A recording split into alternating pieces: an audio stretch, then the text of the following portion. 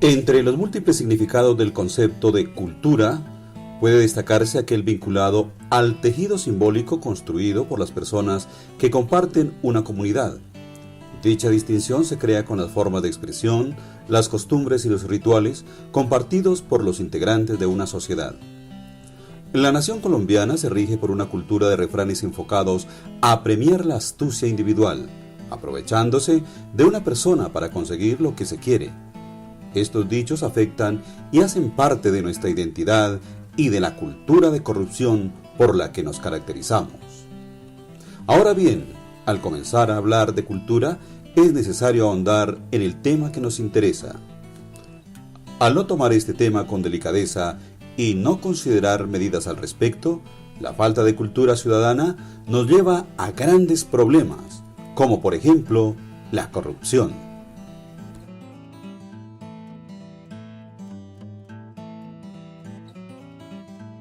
La identidad cultural trata de vincular la tradición, trata de vincular también las formas de expresión y de vincularse que no tienen netamente un componente político.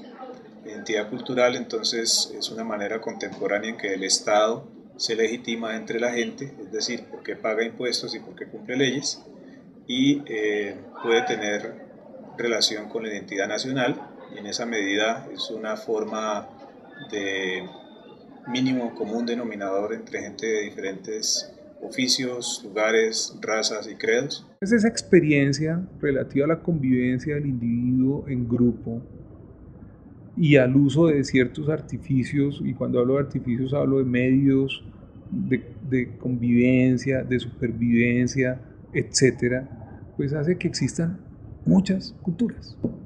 Algunos incluso han llegado a nombrarlo o a denominar ello como subculturas, pero incluso en esas subculturas existen identidades culturales, porque para que sean tenidos como tal es porque esos grupos se identifican por algo, y esa identidad son principios, valores, prácticas, hábitos, formas de pensar. La cultura ciudadana se basa específicamente en reconocer los derechos que tengo como parte integrante de una sociedad, pero fundamentalmente los derechos que los demás tienen y respetarlos, evidentemente. Desde el punto de vista de la cultura ciudadana, los derechos más vulnerados, y yéndonos evidentemente al campo del derecho estrictamente dicho, los derechos que más se vulneran son la libertad de expresión, la libertad de culto, fundamentalmente la discriminación. Pues claro que sí, sí, hace parte porque están hablando de lo que nosotros hacemos. Estamos mejor que los demás, porque Colombia es la mejor Colombia que hay en el mundo. Sí. Tira la piedra y esconde la mano. Al caído caerle. El que parte y recomparte siempre lleva la mejor parte. El vivo vive del bobo. Echa la ley, echa la trampa. Papaya partida. El vivo vive del bobo. A la sombra de los buenos viven los malos. Voy a repartir un bulto de papas. La mitad para todos mis amigos, la otra mitad para mí.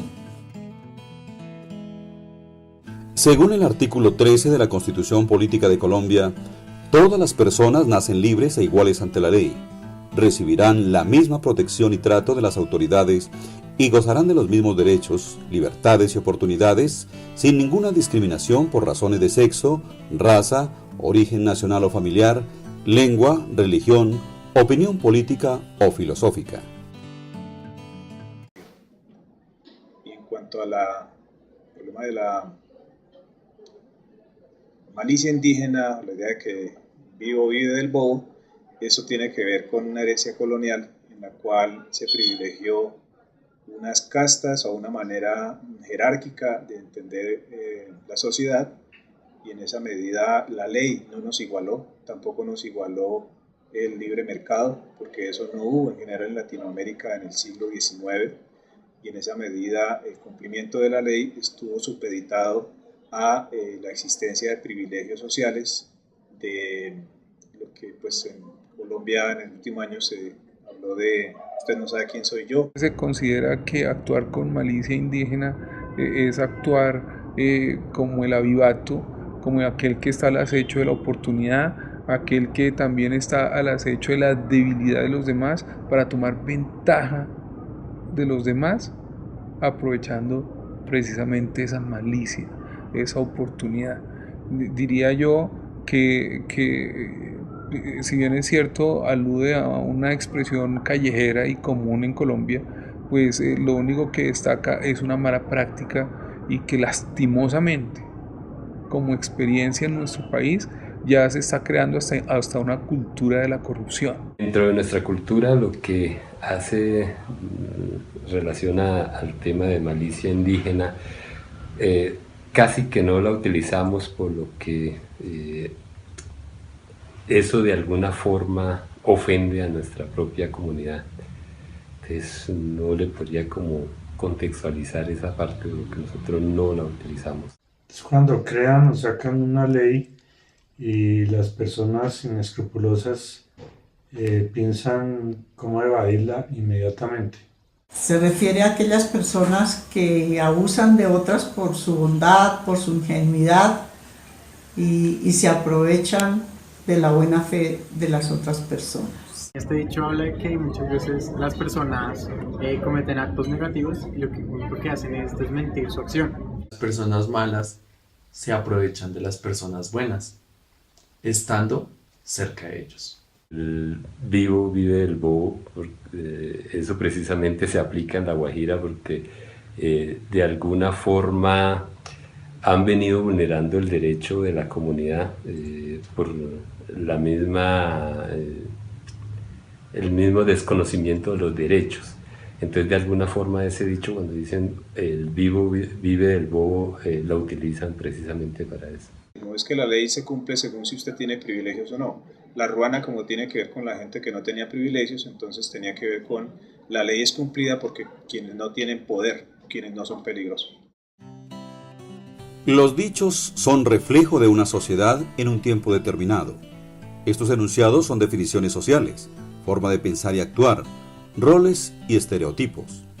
Los medios de comunicación se han encargado de mostrar nuestra identidad como nación ante el mundo. Aparecieron estas series como El Patrón del Mal y cosas por el estilo. Uno viera en las redes sociales cómo la gente construía memes a partir de cuestiones brutales, ¿sí? Como lo voy a anotar en la libretica. Quiere decir, voy a mandar a tostar a ese tipo. Y la gente lo decía como a nivel de chiste, de modo que usted convertía en humor algo que no puede pasar por el humor, que es el asesinato de un poco de personas. Pero que además a usted le parezca divertido la manera en que llevaba el registro en la libretica Pablo Escobar, ¿no? Según el artículo 99 de la Constitución Política de Colombia, la calidad de ciudadano en ejercicio es condición previa e indispensable para ejercer el derecho de sufragio, para ser elegido y para desempeñar cargos públicos que lleven anexa autoridad o jurisdicción.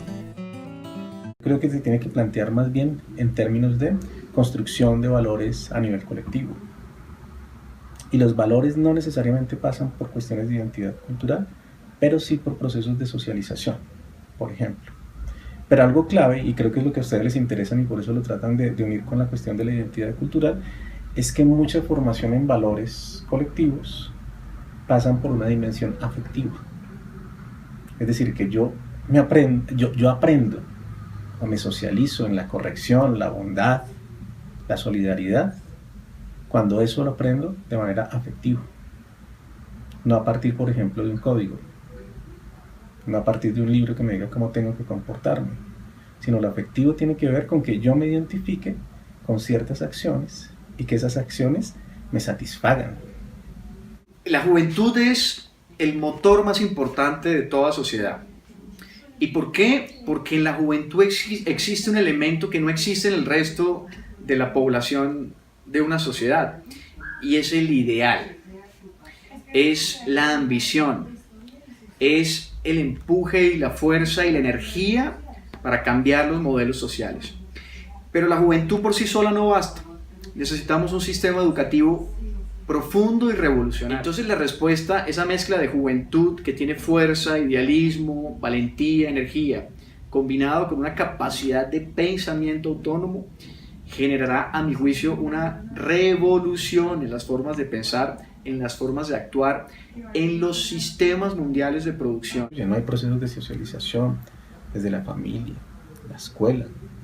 A mí me parece sí importantísimo, y esto no es un discurso conservador, la importancia en formar en valores, ¿no? Valores tienen que ver, por ejemplo, el valor de la vida, que está degradado en nuestro país. Ustedes han visto en el cementerio central cuando suben por la 26, ¿no? Eso que se colocó ahí en el cementerio que dice, la vida es sagrada. Pero aprender que la vida es sagrada, ¿no es cierto? Que la vida incluso es un regalo divino.